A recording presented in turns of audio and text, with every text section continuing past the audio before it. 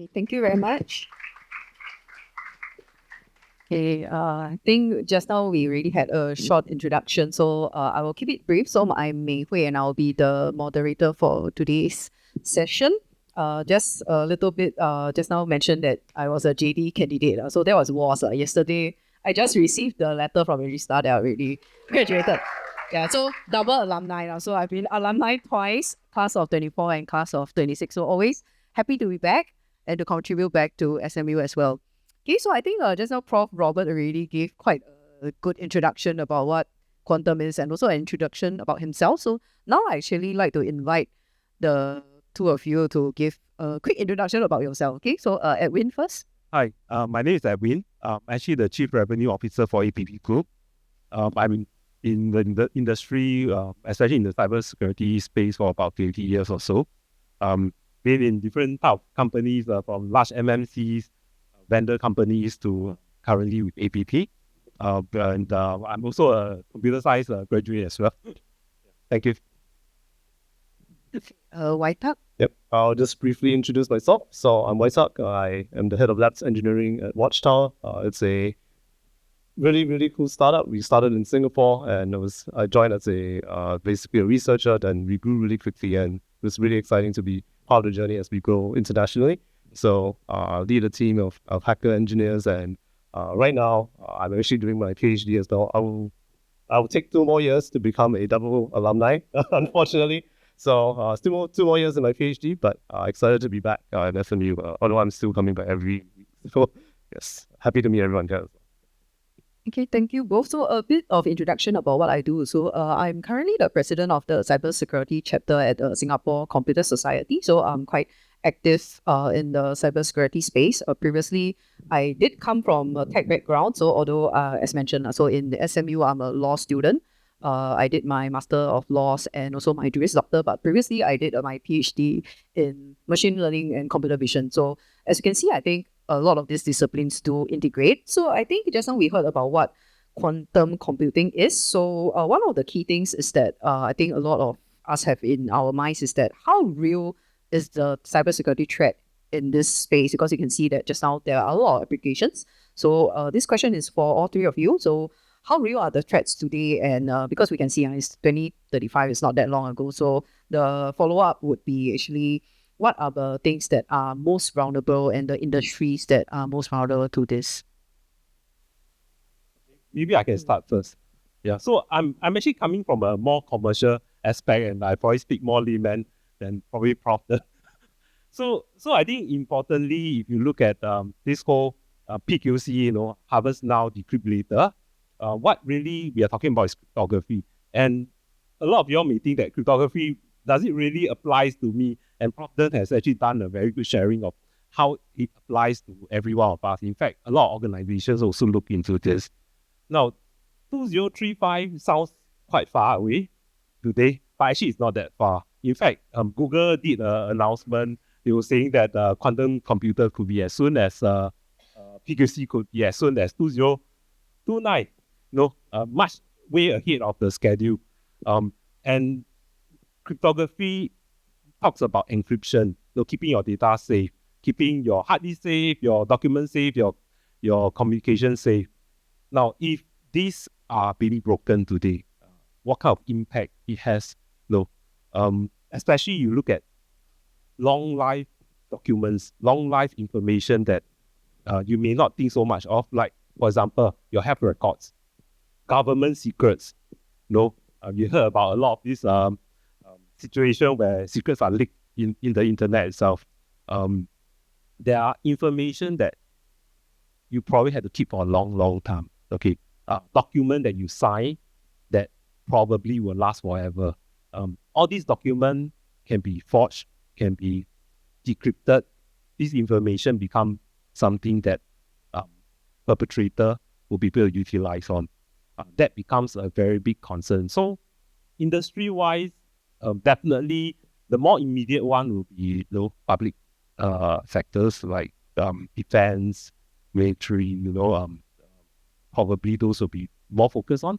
But healthcare is one big area. Banking, the other area that very, very crucial. and probably even telecommunication, because all of us use some form of telecommunication. Yeah. So we do see that there is a big potential threat faced on that.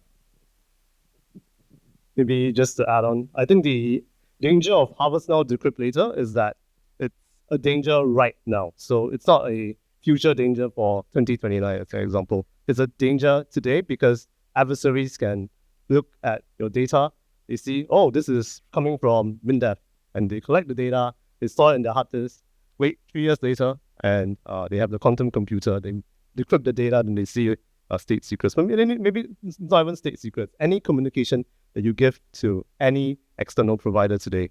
So for example, your ChatGPT logs, you make prompts, you ask questions about ChatGPT, all those things can be decrypted if they decide to store your data, and then they can decrypt it later and see all those things that you've been chatting about. So it's a danger in terms of privacy, it's a danger in terms of the confidentiality, and it's a danger now. So that's the most critical part of harvest now, decrypt later, because you do have this timeline of like, oh, it's 2029, it's going to get faster because there's AI, there's like huge improvements in the past year of reducing the amount of computation that you need to actually decrypt these kinds of communication. But if organizations don't do anything today, they are just waiting for things to happen, and the data whatever data they have right now will be susceptible to any kinds of decryptions in the later part of the quantum life cycle. So, yeah. So just share a little bit on the status of the quantum computer today. Because the construction of the quantum computer is basically for protecting for breaking the crypto systems. There are two aspects. So one aspect is physics. So you must need the physics, quantum mechanics to do the quantum computer construction. So the construction is to construct a platform which can support many qubits. Qubit, today we have the bit. Qubit is a bit, but which can be in 0 or 1, can be in any one of the state at the same time. So it's not very clear cut, can be 0, can be 1. Qubit can be in any one of the state with certain probability. So those are the qubits, but qubits are very, very noisy. So when the bits are noisy, there's not much you can do. Even you do the computation, the outcome is all garbage. So we need mathematicians to process the qubits, to make them clean, reliable. So that is called logical qubits. So based on the qubits, we apply mathematics and produce logical qubits. So how many qubits we need to produce one logical qubits? Thousands of them. So you need thousands of qubits to produce one logical qubits. So what is the quantum computer we produce today? How many qubits can they support? Several thousand. Several thousand noisy qubits. That means they can only support 1,000 clean logical qubits. So that is the state today. But even that means what number can we factor? We can only factor 15. Cannot be larger than 15 today. But the progress has been made tremendously in the last few years. So for example, in the mathematics, in 2019, the prediction is we need 20 million qubits to break factorization. By 2025, last year, the number reduced to 1 million, from 20 million to 1 million qubits. So early this year, reduced to 100,000 qubits. So every year is making tremendous progress. That is why there's a possibility by 2019, or maybe conservatively 2035, they're going to have quantum computers can break our security today. They're happy. Thanks for sharing the insight. So one of the keywords that I was trying to wait a bit longer, but did already come out is AI. So we can't really escape how AI applies to a lot of the different industries. So also a question that's open to all three of you. What are your thoughts and impacts about AI in terms of quantum computing? And even I think just now during Prof's sharing, you did mention about things like PQC migration. So also specific to some of those as well. So what are your thoughts about this? I guess I can take this first. So I think it's quite interesting because when I was in SMU, I did a course called Global Megatrends. I'm not sure if you guys still remember this course. It's not a legendary course, but it's quite an interesting course. Where you talk about like what would be a latest up and coming trend in the world. I did quantum computing, so I had the opportunity to try to explain to my fellow teams or the team how to explain what's a qubit, and I think Robert Deng also tried to do that explanation as well. It's a hard to understand concept. And of course, I think if anyone in that course did AI at that point of time, I think they would have hit the bingo that this is a new mega trend that actually hit the world. But I really think that quantum computing is that new mega trend. And one of the things that actually will really, really propel this technology is that AI now is able to produce novel research. I mean, I'm ashamed to admit this, but I do use AI to do some of my research, and that's one of my PhD. But of course, everyone is doing it, so that's fine. But in any case, I think it's insanely powerful, and it's not just me. The researchers in the world, like leading researchers, people like Don Song, people like people that lead Anthropic, OpenAI. Obviously, they're using AI in their work, and they found that really it is able to come up with non-trivial discoveries on their own. And what these discoveries mean, and alluding to that Google paper that Edwin talked about, these discoveries of like, oh, I just need 900,000 qubits to factor the biggest RSA numbers out there. It will soon come down rapidly, and humans have a very difficult time understanding exponential numbers, so exponential growth. So if you talk about in the past 6 months, how much improvement there has been in your agentic AI, how you've changed the way you work, in the way that you write code. I've completely changed the way I've stopped looking at my my development environment.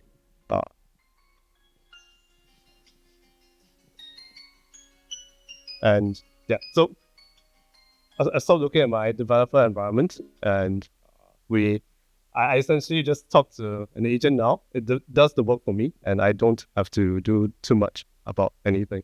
So the way that you work is completely different. But my point here is that quantum improvements and that number of 2029, you find that the timeline seems to get shorter and shorter. It won't get longer and longer. In fact, like it wouldn't be surprising to me that if next year or even the year after 2028, there's viable quantum computers that actually break cryptography, that could happen, and that would be quite disastrous for a lot of companies. People are still struggling to keep up with AI, and now there's this new quantum thing that is coming up and scaring them.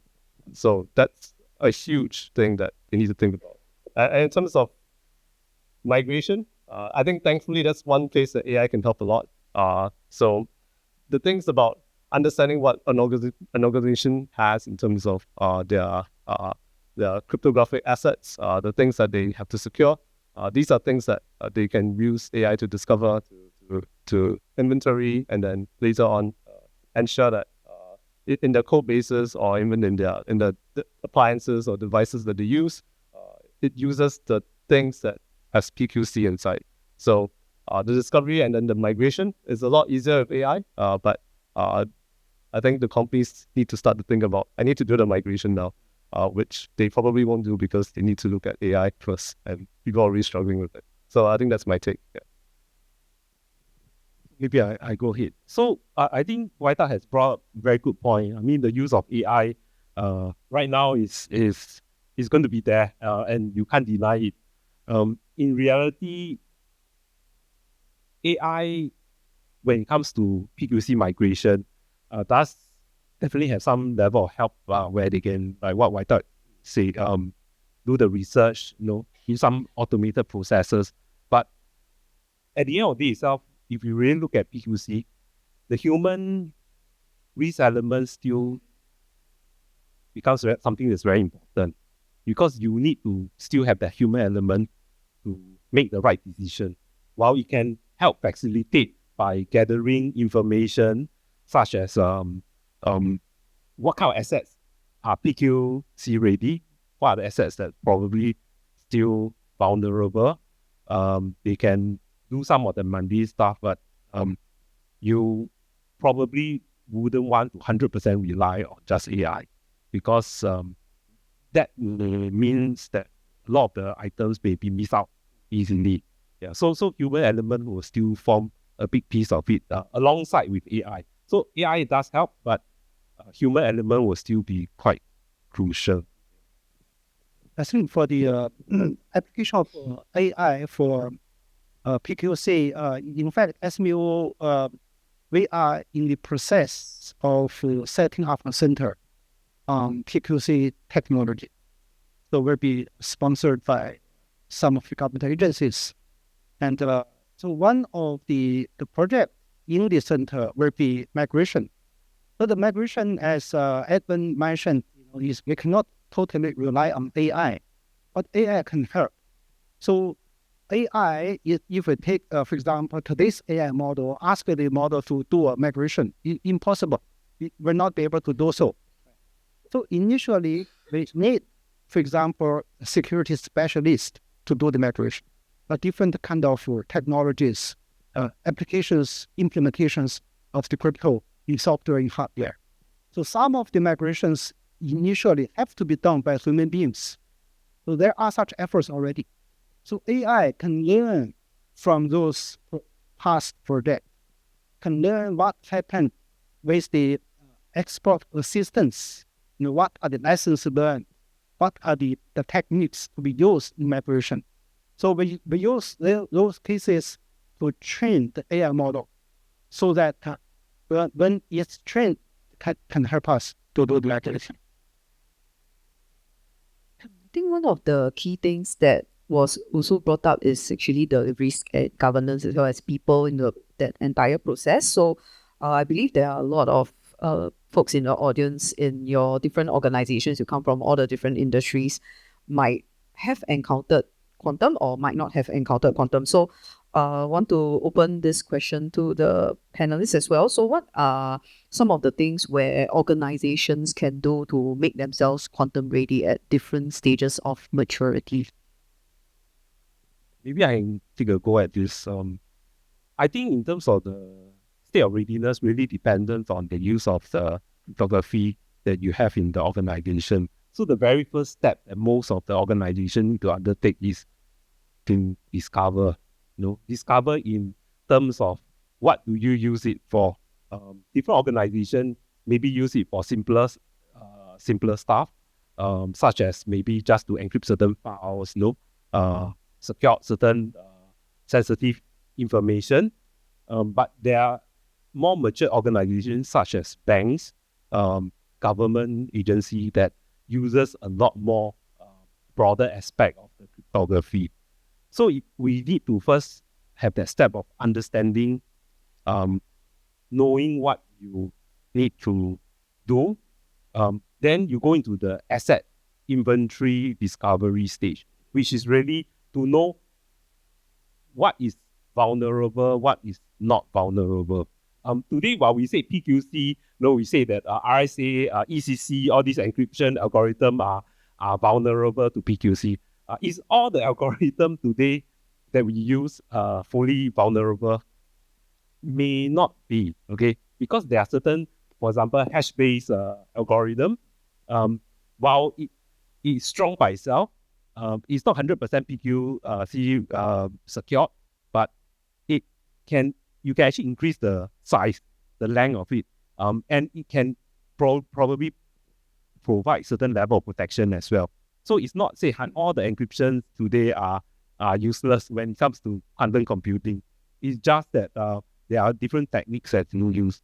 So for those, you need to have a good understanding. So you really need to know which are the one that immediately is vulnerable, which are the one that you probably be able to work on as a slightly lesser priority. So the discovery stage will apply across whether is it mature or probably people who are starting off to look at that aspect. I think that would be something that's pretty important step here. I think one other important point to note is that the migration is actually quietly happening underneath us, even though we're not noticing it. If you use Google today, everything, especially Google Chrome, every communication you're making to Google websites or anything that is hosted on Cloudflare, everything is PQC ready already. So PQC is already done for you. And this has been silently happening throughout the industry in some tech organizations. So some of this is happening, and for a lot of organizations, a lot of this migrations and a lot of this migration is actually happening as your vendors become a lot more mature and they decide, hey, I should be implementing PQC for my customers, and I will put that algorithm into my VPN appliance that I provide to my customer. So these migrations are actually happening, but of course, you can't just rely on your vendors because you do have your own internal, as Edwin mentioned, you still have your own internal estate. You still have your own internal assets, your own internal development that you are responsible for. So if you don't take care of them, who will take care of them for you? So that's something to think about. This is, I would say, it's also not a completely new problem in some sense, because we used to be from a world where there was export grade DSA, where that encryption is now known to be broken. It's not, there are sort of things throughout the different ecosystems on the internet that still use bad cryptography, etc. So it's not like a 0 and 1 kind of thing. Most companies will slowly improve their cryptographic stance, but it's very important to know what kind of risk and what kind of trade-offs they're making. Of course, if it's a system that doesn't actually host any sensitive data, then is it really worth upgrading and spending risk on doing that upgrade versus something that stores all your secrets? Then that's something that you have to obviously treat with a different level of prioritization. So that's very important, and I think the migration is something that has to be really planned out and executed in a way that takes both of these into consideration. So what you have with your vendors, and then what you have internally. Okay, so for now, I will open up the floor to questions. Okay, I already see hands being raised. So any of you, if you have questions, then we'll be able to take it. Do introduce yourself also. Hi panel, thank you for the discussion today. My name is Tim, MBA graduate, class of 2024. Actually, what I see is that there's this concept, there's this concept called triaging, because I think you all are familiar with the talk that there's this MyFair Classic that's already been compromised, but yet people are still relying it to implement smart card systems and other processors. And then we all know that PQC also involves information costs to implement. So perhaps in the wider scale of things, what information do you feel companies are more likely to invest PQC in, and what information they'll be just willing to let it, get compromised because they find that the cost of protecting it outweighs the risk associated with being it tracked. Thank you. I guess that's more of a commercial question here. So I'm being the commercial person, I can share a little bit on that. In reality, there is actually no difference, to be honest. Okay, no difference between using cryptography on one technology or the other. In the world of cybersecurity or IT, you talk about public key infrastructure. The same key could be used across for your email, could be used for your communication, could be used for many different aspects, including encrypting your files. So the reality is there's actually no difference in which one should you prioritize. I guess more importantly be what is more important to you, as an individual or as an organization. And this has to be planned out because PQC migration is not going to be done in 1 day, 1 month, 1 year. It could take multiple years, to be honest, because you have legacy system in your environment that may not even be able to go PQC. Okay, yeah. So there will also be system that is ready, that can be easily upgraded. So you need to understand your environment, look at all the different aspects. So it's a long process. That's why people say start now. You worry about your in harvest now, the information. Everything starts now is because of the fact that it's a long process. It's not going to be overnight. I think for what kind of data to protect, sometimes it's also a regulation issue, because there are data security regulations.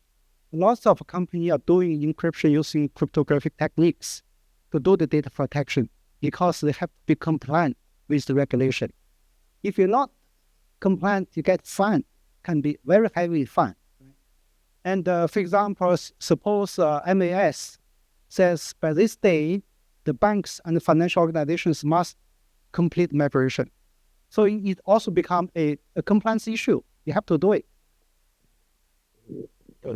I can attest to the regulations being very effective to moving clients and incentivizing them to fix issues. So because I work in a space where we find issues for businesses or Fortune 500 and let them know that, hey, you have this issue, you should probably fix it. And we tell them that it's on CISA cap, you actually have a time window of 90 days. If you don't fix it, the government will come after you. So I can attest to government regulations being a really good incentive. But I also want to offer sort of offensive security sort of view on your sort of question, because realistically, for harvest now, decrypt later, you're talking about communications that are outside of the organization. So maybe from your home into the organization's I don't know, enterprise network, when you do a VPN in, or maybe when you do some Zoom call, or maybe when you store data into Google Cloud. These are the things that are the data that will be harvested and potentially decrypted later. So from that threat model, you would start to map out what things are accessible externally. How are my employees essentially sending data into my systems, and what sort of data are they storing and sending there? And you would see if these things are violated, or if these things are decrypted, is that something that's a risk for our organization? So that's the perspective you should take now, and that's like the danger of harvest now, decrypt later, because that's what you should be afraid of for the 2029 timeline, and that's something you need to do now.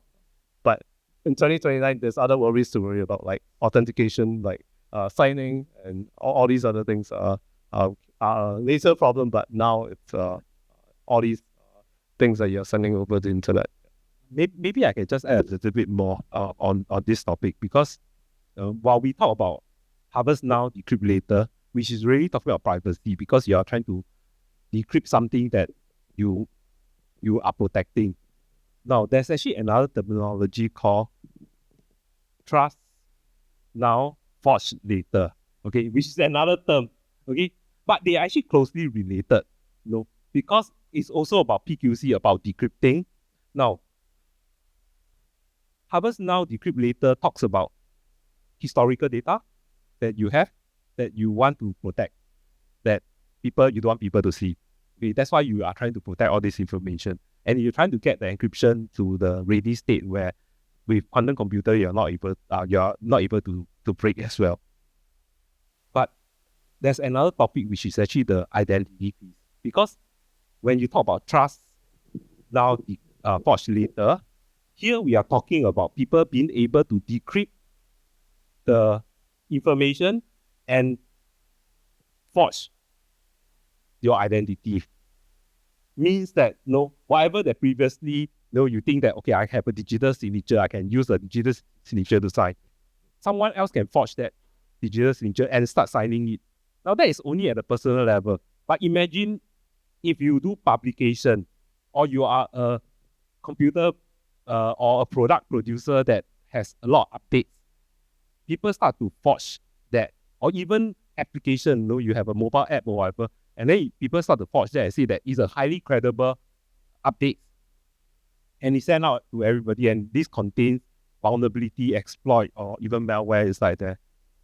That is also related to this topic itself, because that's why a lot of people think that, it's only a past historical data. Actually, it goes beyond that, because you are using that information to sign a digital signature.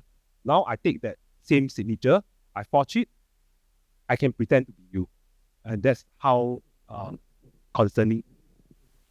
I think that's a good point, because a lot of things in cybersecurity, the identity access management, so that's also a huge area where even in organizations, like signature is one of them, of course, a lot of the checks and balances need to be there.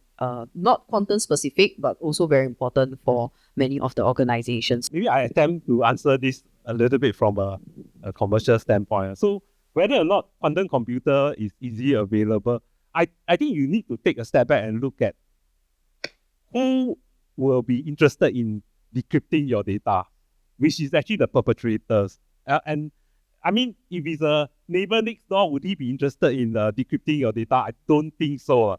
So we are not talking about anybody who's on the street, anybody who has a computer to look at quantum computer. I think seriously, we are looking at people who are perpetrators, who are financially driven, who are interested in making use of the data that they can extract out to make something out of it. So I think that's the so do those people have the financial power to be able to gain that? Today, hackers are making billions of dollars. No, I'm not promoting being a hacker, but honestly, these are the reality, because people are losing money in whether is it individual or whether is it organization, corporates, or even government, they are losing a lot of money because of all these hacking activities or all these hackers. So the perpetrators are driven financially. You know that for a fact. Okay, they are not interested in doing it because they think it's fun to do. Okay, it costs them a lot of money as well. So what would they be able to get their hands on a quantum computer? I would say probably yes.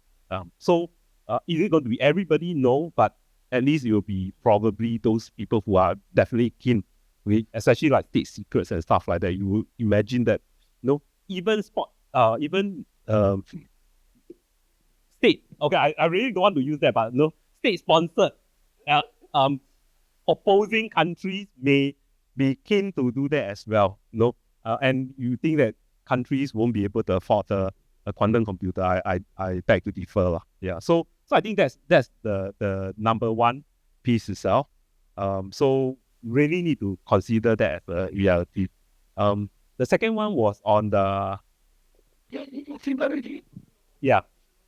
yeah. So the interesting part about this harvest now, decrypt later is this. We are really talking about things that the keys, for example, the RSA keys or the ECC, you're talking about the encryption algorithm. Most of the time you refer to the public key. Okay? In PKI or in the public key infrastructure, you always talk about private and the public. So private is something you hold. Public is the things that you actually put outside. Even crypto like Bitcoins and all this also has that type of infrastructure where there are certain things that's out in the external. There's certain things that you kept private. The things that you kept private is what originally you may think that the factorization, where you talk about one key, I keep one key, goes out. Doesn't matter, without that, you won't be able to see it. But now, the harvest now decrypt later basically take the outside one and say I can derive it backwards. And I can form your private key. Then that's the one that's more concerning. But is it that there's no hope? I don't think so. I think there's still a lot of protection, but the only thing you need to consider is at what juncture people are trying to break the keys or break the information. Obviously, probably like what my take is always talking about the one that's external. Not so much so of the internal. Internal, you have all the protection as well. Yeah. So on the feasibility of the quantum computer, there were many debates in the past 10 years. So there was a school of thought which believed quantum computer will never be possible. large-scale quantum computer will never be possible. So their reasoning is that because for quantum computer, the bits, the part bits must have the full entanglement, means the bits affect each other. So today's quantum computers, some of them are not full entanglement, so do not have the full potential of quantum computing. But in recent years, the majority of the scholars or even the industry believe powerful quantum computers will be available. So that is the majority consensus. I'm not a physicist. I cannot be 100% sure will be available or not, but we have to believe the community. The community says will be available. Now, one day, suppose 2035, quantum computers will be available, and we, each one of us, own a quantum computer, which is not possible because it's still early stage of the quantum computers. Or even today, we can access quantum computer online. Somebody can provide quantum computing services. So the adversary or hackers can also subscribe to such services, right? So I have your data, and the service provider cannot control what the user is going to do. The user can store your data, get your ciphertext, send to the quantum computer, can break your data. Yeah, the service provider cannot care. He does not know what is happening, but I only give you the services. So that is one. The second is you mentioned what happens to the firewall, etc. Firewall will not be able to protect quantum computers against our breaking the crypto systems. Firewall is a different purpose. Firewall just filter your traffic. So when the data is encrypted, we'll pass the firewall. When pass the firewall on the internet, I can intercept the data. I can store it.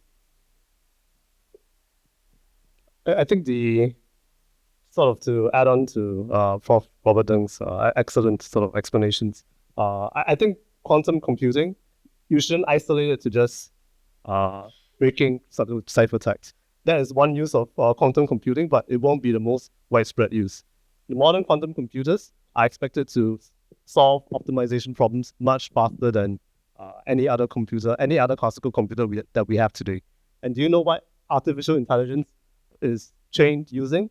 Optimization problems. So the very thing that is accelerating artificial intelligence, if we have quantum computers, everyone would want to be on the same boat. Everyone would want to get a quantum computer or get access to a quantum computer. In fact, NVIDIA has invested quite a lot of money into quantum computers. So you know that this is a space that is going to be extremely hot. It's going to be a space that a lot of people that are really interested in accelerating what accelerator computing already is to make it even much faster. And getting access to it is it's almost going to be a given. You look at what we have today. You open up your phone, you can open up Claude. You have access to $1 billion machine, $1 billion model that can basically hack into any machine that you want if you just ask it very nicely. So it's a really crazy world, and I think how you can think of quantum computing, artificial intelligence is already one paradigm shift that I think that we're all facing today, and I think that it's already quite a crazy world. If quantum computers get to the level that is actually viable, and that's maybe in a couple of years, 5-6 years, then we are looking at another paradigm shift. We're looking at things going in a much different pace, things moving at a different level, work changing. A lot of these things will happen. And sort of to address your second point on how the old school things are not preventing what we have today, some of it actually will help. So I think you mentioned zero trust. If folks in the audience or your vendors are nice enough to build zero trust using post-quantum cryptography, so if you use, for example, Cloudflare, that I'm not trying to sell Cloudflare, just to be honest, but I'm just saying that they did a really good job of building zero trust access with post-quantum in mind. So that you get if you do those things well, but it still depends on, again, the core of this is that classical computing or the classical algorithms that we rely on are now going to be broken. And a lot of your presumptions or assumptions change. And therefore, this paradigm shift of like, okay, we need to do something completely different now. How do we do it? And I guess the best analogy I can give here is like, okay, now you have AI, how are you going to do things differently? And this sort of disruption from quantum computing is going to be the same. Harvest now Decrypt later is just one part of it, but it's going to change things much faster than and Harvest now is just one key component of why we should worry now. Just to share a bit, just for context. So what zero trust means is that it's something that is quite new, but getting more common in cybersecurity, where in a lot of systems, what happens is that, as I mentioned, right, identity management is quite important.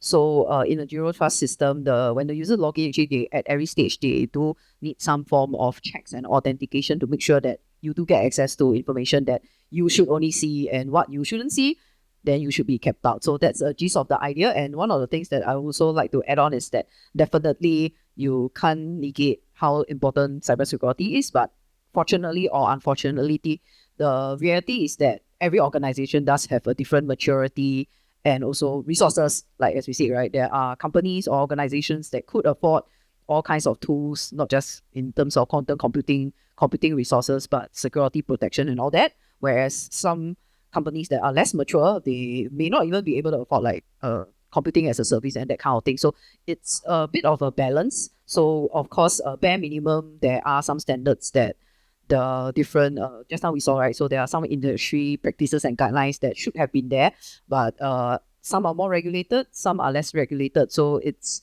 actually good for us to think about, actually, I think the question is quite relevant, is that for all the different organizations, then we need to think about how we can apply that best suits. Of course, one is our needs, but the second reality is that, of course, the resources and the power that we can put that into.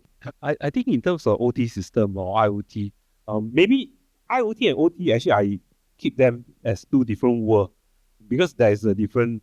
The IoT devices are widely connected to the internet, because it's small, it's easy to use, and it's practically affecting everybody these days. But OT is a little bit different. They are all in the critical industry. Okay, whether is it energy, water, or even manufacturing, or typically they are a little bit more air gap. Okay, because there is no immediate needs for them to connect. Even if they were to be connected, there is a few stages that they go through before they goes out. So when you talk about PQC implementation, based on what I know so far, almost most of the legacy systems are not really PQC ready. Okay, they cannot support probably any of the FIPS 203, 204, or 205 at this juncture itself. Will we get there? Probably. No, not immediately. So the large dependency was still very, very much on the air gap environment itself to protect them. And they probably are not the most direct targets for PQC. Okay, we talk about cyber attack, yes, plenty of them out there. But if you are talking about encryption, decryption, and Harvest now, I don't think they are probably the target. But IOC or IoT, yes. Okay, IoT probably yes. But IoT then is more prevalent, and there are probably more efforts to try to get it standardized and go on to any of the PQ ready standard. I do believe that there will be on that aspect. Yeah, I just wanted to address the points of like the two audience members. I think I also work in security. My day job is breaking into systems, and obviously I'm not using TLS 1.0 to break into systems. Like TLS 1.0 being like a 20-year-old standard. And so I think I guess it's reflective of like how stressful security is in the industry. You'd not just have to care about, oh, my systems are aging, but also there is this new thing called post-quantum that's coming, and then now I have to adapt these systems that I cannot change to these systems. But there's already existing attacks, and then there's AI that's accelerating those attacks. So it's a really stressful industry to be in. But at the same time, I think there are sort of steps that you can take to address these things. And I think this sort of broadly covers the points that I think you and the previous audience member made. So the most important entry points are really the external attack surface. If you put your printer on the internet, then I'm sorry, you deserve to be hacked. There's no reason for you to do that. So I think these are the things that understanding what you've externally exposed and ensuring that these things are not just broadly available to any 13-year-old with a laptop. These are the kinds of things that the basic level of cyber hygiene that organizations need to have. And that's not a standard that can be compromised. So that's the first level. And I think the next level of thinking about, okay, you have OT technologies, which are 6 years to 12 years running in that space. You cannot change them. The vendors, maybe they shut the business down because of AI, because there's another business that is much better and they run out of business. So these things can happen, and it becomes the onus just unfortunately lands on you or the organization to think about, okay, this is what I've exposed for this OT device. I cannot authenticate it safely anymore because right now it uses some old cryptographic standard that no longer makes sense in the post-quantum world. So how do I wrap around it? How do I write a shim around it to ensure that it can communicate safely outside and inside the organization? So it's about understanding your interfaces, designing and transforming those interfaces, and ensuring that it becomes a safe sort of operational environment and a safe sort of bubble wrap around that device that is archaic. Of course, the better option if your organization has money is to change to a better and new device to a vendor that actually cares about security. But I know that's not always possible because we've seen a fair lot of those things. So yeah. I think for the OT systems, most of the OT systems are not using publicly crypto systems. They're using symmetric key techniques.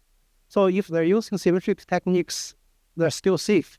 Even with quantum computers, the attack is only attacking the public key crypto system, not symmetric key crypto systems. So that is one. The other one is that I think for subsystems, you can also have other measures. For example, physical measures.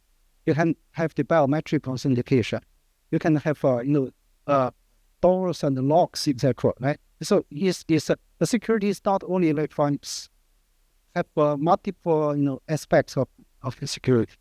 Once again, thank you to the panelists for the wonderful discussion.